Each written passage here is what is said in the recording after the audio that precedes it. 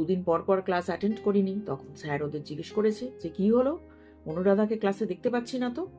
এবার পরের দিন স্যার আমাকে ডেকে পাঠিয়েছে। পরের ক্লাসে এবার ক্লাস টেস্ট হচ্ছে, ওই সাবজেক্টের ক্লাস টেস্ট হবে 50 মার্কসের।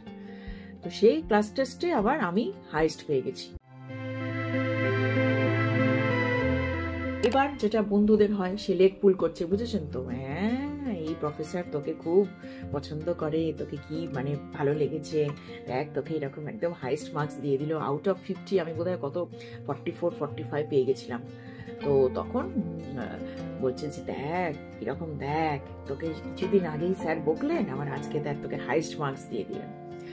তো আমার তো ভীষণ মানে লজ্জা লাগছিল, বন্ধুরা এত লেগ পুল করছে, তোকে খুব মনে মনে খুব স্যারের পছন্দ, দেখ এরকম হলো।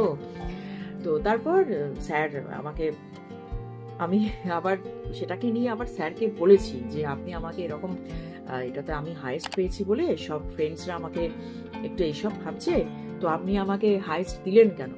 তো স্যার বললেন অদ্ভুত প্রশ্ন তো, তুমি সব ঠিকঠাক লিখেছো, তোমার লেখাগুলো আমার পছন্দ হয়েছে, তো ইউ ডিজার্ভ দ্যাট মার্কস, তো তোমাকে আমি মার্কস দেবো না?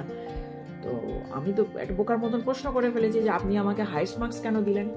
তো বললো যে তোমার যদি কোনো বন্ধু কিছু বলে তুমি খাতাটা পুরো দেখিয়ে দেবে যে দেখ তোরা কি লিখেছিস আর আমি কি লিখেছি, কেন আমি হাইস্ট মার্কস পেয়েছি।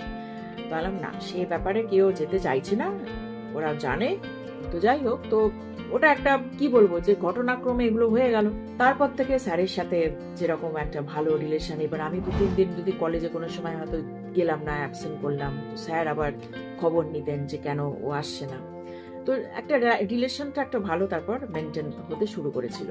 তো এই হচ্ছে আমার হাসির গল্প, কিন্তু সেদিন যে বকুনি আমি খেয়েছিলাম সে চিরতরে আমার মনে থাকে, ঘটনাটা থাকবে। এবং পরে পরে যখন আমি কলেজ থেকে বেরিয়ে গেলাম, আবার যখন ফার্দার স্টাডি করছিলাম, স্যারের সাথে কখনো কখনো হয়তো যোগাযোগ থাকতো। তো স্যার জিজ্ঞেস করতেন যে অনুরাধা তোমার এই ঘটনাটা মনে আছে, মনে রেখে দিও কিন্তু সবসময়, ওটা মনে রাখা মানেই তুমি আমাকেও মনে রাখবে। তো যাই হোক, এইগুলো না এক একটা হয়তো বকাটা একটা ঘটনা, কিন্তু এরকম এক একটা বেশ মেমোরি লাইফে না থেকে যায়, যেগুলো মানে একদম মানে ভোলা যায় না। আবার এরকম অনেক ছিল আমাদেরই গ্রুপে, আমাদের ব্যাচমেট, যারা ধরুন সেই প্রফেসরের কাছে, যেটা আমি আপনাদের বললাম যে অনেক ধরনের ওম্যান সাইকোলজি, সেটা তো ভ্যারি করে ওম্যান টু ওম্যান, তারা আবার সেই প্রচন্ড প্রফেসরদের ভীষণভাবে সেই হাতে ধরে পায়ে ধরে তাদের নানা রকম খুশামত করে, স্যার প্লিজ এটা করে দিন ওটা করে দিন করে করে তারা তাদের লাইফ ওখানে চালাতো কলেজে। সেগুলো ভীষণ অড লাগতো অন্যান্যদের কাছে। তো এই ধরনের জিনিস আছে। মানে আমি বলতে চাইছি যে নিজের রেসপেক্ট, নিজের ডিগনিটি নিয়ে যত চলা যায়, সেটা একজন ম্যান হোক, সেটা একজন ওম্যান হোক, তার মতন কিন্তু আনন্দের জিনিস নেই।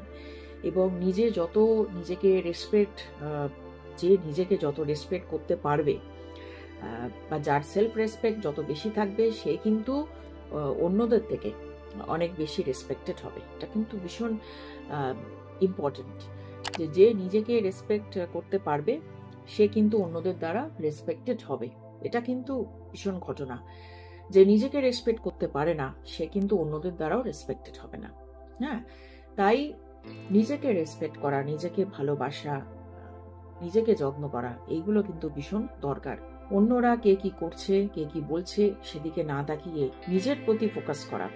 হ্যাঁ, নিজেকে কিভাবে ভালো রাখা যাবে, কারণ নিজে ভালো থাকলে তবেই অন্যদের ভালো রাখা যায়। আপনারা আমাকে একজন দুজন ফোনও করেছেন আপনাদের মধ্যে, এবং আপনারা বলেছেন যে রিসেন্টলি এই যে প্লেন ক্র্যাশ যেটা হলো, যেটা আমরা দেখছি এখন সবসময় নিউজে, এয়ার ইন্ডিয়া যেটা ফ্লাইটটা হলো বোয়িং 787, তো এটার ব্যাপারে আপনারা অনেকে জানতে চেয়েছেন ফোনে। আপনারা তো দেখছেন যে এটার সঙ্গে কর্মফল বা এই কার্মিক অ্যাকাউন্ট বা ল অফ কর্ম কোনো কানেকশন আছে কিনা। অবশ্যই কানেকশন আছে, এবং আপনারা দেখেছেন যে নিউজটা ভাইরাল হয়ে গেছে, সেটা হচ্ছে যে একজন এরকম ওম্যান, তার মানে 10 মিনিটস মানে দেরি করে তিনি পৌঁছেছেন এয়ারপোর্টে, and she missed her flight. তো তাহলে দেখুন এই ঘটনার মধ্যে দিয়ে এটা কি, তাহলে আপনারা বুঝতে পারছেন। হ্যাঁ, এটা নিয়ে কিন্তু আলোচনা অবশ্যই পরে করব। তো তো এরকমই মানে উনি ওনার একটুখানি দেরি হলো পৌঁছতে, উনি ওই ফ্লাইটটা মিস করলেন, এবং উনি যদি ওই ফ্লাইটে থাকতেন তাহলে কি হতো। তো এটা একটা ছোট এক্সাম্পল দিলাম, এটার ব্যাপারে বিশদ ব্যাখ্যা পরে তো রাখছি। আর একটা ঘটনা, এই যে এতগুলো মানুষের মধ্যে একজন ফ্লাইটের মধ্যেও উনি বেঁচে গেছেন, তো ওনাকেও আপনারা সারাক্ষণ দেখছেন হসপিটালে, ওনার ভিডিও ভাইরাল হয়ে গেছে। তো এই ঘটনাও কিন্তু ঘটছে, মিরাকল। তো নিশ্চয়ই কিছু তার মানে আছে, তাই তো, ল অফ কর্মা বা কার্মিক অ্যাকাউন্ট বা এই কর্মফল, তার সাথে প্রতিটা ঘটনা আমাদের ডে টু ডে লাইফে যেগুলোই ঘটছে না কেন সব কিছু কিন্তু কানেক্টেড।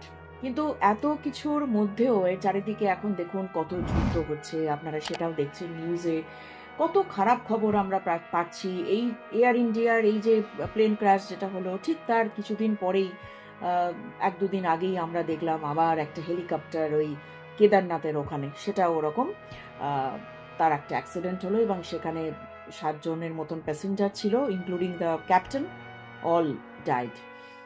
তো এই যে জিনিসগুলো ঘটছে, এগুলো যত আলোচনা দেখছি আমরা, যত তাদের পরিবারের কোনো ভিডিও দেখছি বা তাদের ফ্যামিলির যে রিয়াকশনস, তত মনে আমাদের কত খারাপ লাগছে, তাই না? চারিদিকে কত নেগেটিভ, দেখুন কত খারাপ খবর আমরা দেখতে পাচ্ছি এখন।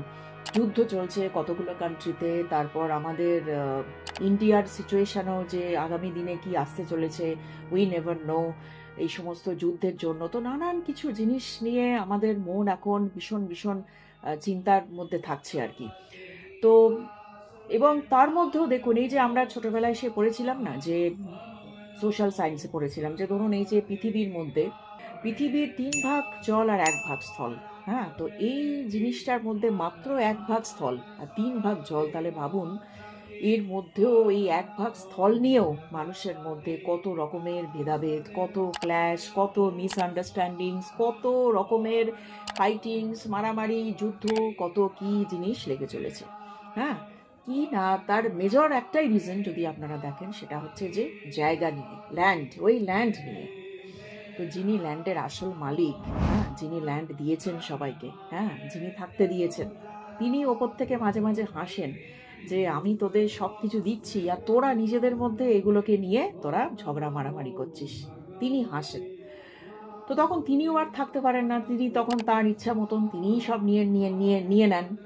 যে আমি যখন দিচ্ছি তোরা যখন মেনটেনই করতে পারছিস না, তাহলে তোরা তো ডিজার্ভ করছিস না এগুলোকে নিয়ে। তো হ্যাঁ, তো যাই হোক, তো প্রত্যেকটা জিনিসের অনেকেই আপনারা আলোচনা করছেন, দেখছি যে ডিস্ট্রাকশন হবে। আমরা অনেক স্পিরিচুয়াল লিডারের লেকচারও শুনছি যে যখন বিগিনিং আছে তার একটা এন্ডও আছে। তো হ্যাঁ, অনেকেই আপনারা সেটাও বলছেন যে এই যে কলিযুগ, আমরা তো এখন কলিযুগে আছি, তো কলিযুগের একটা শেষও আছে। তো এটার যেহেতু বিগিনিং আছে, এটার এন্ড তো ডেফিনেটলি হবে, আর এটার এন্ড না হলে আবার একটা সুন্দর পৃথিবী আমরা দেখবই বা কি করে, তাই না?